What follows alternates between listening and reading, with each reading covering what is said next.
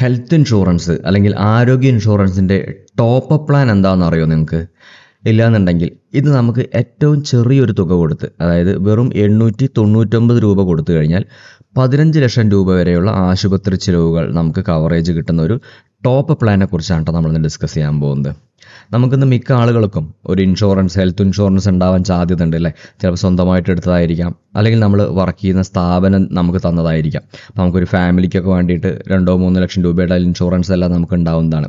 എന്നാൽ ഈ ഒരു ചെറിയൊരു ഇൻഷുറൻസ് 2 ലക്ഷം രൂപയോ അല്ലെങ്കിൽ 3 ലക്ഷം രൂപയോ മതിയോ എന്ന് ചോദിച്ചു കഴിഞ്ഞാൽ നമുക്ക് പോരാ എന്നായിരിക്കും ഉത്തരം അല്ലേ? നമുക്കൊരു ഫാമിലിക്ക് മൊത്തമായിട്ട് നമ്മളിപ്പോൾ 2 ലക്ഷം രൂപയുടെ ഇൻഷുറൻസ് ഒക്കെ നമ്മുടെ കയ്യിലുള്ളൂ എന്നുണ്ടെങ്കിൽ എന്തെങ്കിലും ഒരു അസുഖം വന്നു കഴിഞ്ഞാൽ നമുക്ക് ഈ ഒരു 2 ലക്ഷം രൂപ കൊടുത്തു കഴിഞ്ഞാൽ നമുക്ക് ആശുപത്രിയിൽ നിന്ന് പോരാൻ പറ്റിക്കൊള്ളണമെന്നില്ല.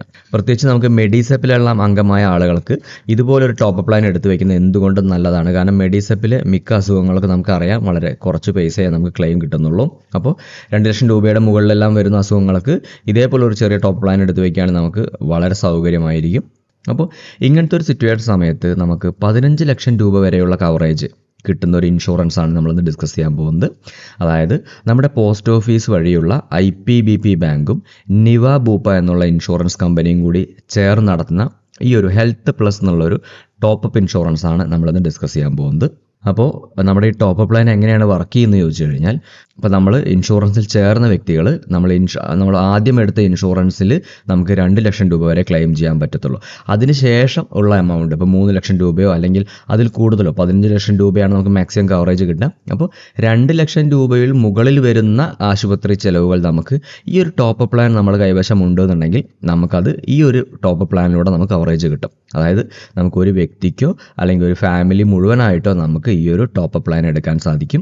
ഇവിടെ ആരോഗ്യ ഇൻഷുറൻസ് എടുക്കാത്ത ഒരാൾ 2 ലക്ഷം രൂപ കയ്യിൽ നിന്ന് കൊടുത്തു ആശുപത്രിക്ക്. അപ്പോൾ അതിനുശേഷം ഒരു 3 ലക്ഷം അല്ലെങ്കിൽ അതിൽ കൂടുതലെല്ലാം എമൗണ്ട് നമുക്ക് ആശുപത്രിയിൽ വന്നിട്ടുണ്ട് എന്നുണ്ടെങ്കിൽ ആ വ്യക്തികൾക്കും ഈ ഒരു 899 രൂപയുടെ ഇൻഷുറൻസ് എടുത്തിട്ടുണ്ടെന്നുണ്ടെങ്കിൽ, അത് ഞാൻ പറഞ്ഞു വരുന്നത്, ഒരു ഇൻഷുറൻസ് ഇല്ലാത്തൊരു വ്യക്തിക്കും നമുക്ക് ഈ ടോപ്പ് പ്ലാൻ എടുക്കാൻ പറ്റുന്നതാണ്.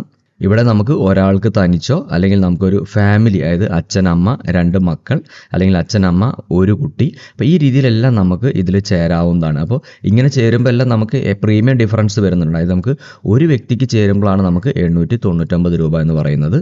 അപ്പോൾ ഇതിൽ നമ്മൾ അച്ഛൻ, അമ്മ, 2 മക്കൾ, ഈ രീതിയിൽ നമ്മൾ 4 പേർക്കാണ് നമ്മൾ ചേരാൻ ഉദ്ദേശിക്കുന്നതെന്നുണ്ടെങ്കിൽ നമുക്ക് 2199 രൂപയാണ് നമുക്ക് ചിലവ് വരിക. ഇനി അതേപോലെ അച്ഛൻ, അമ്മ, നമ്മൾ ഒരു കുട്ടിയാണ് ചേരാൻ ഉദ്ദേശിക്കുന്നതെങ്കിൽ 1799 രൂപ.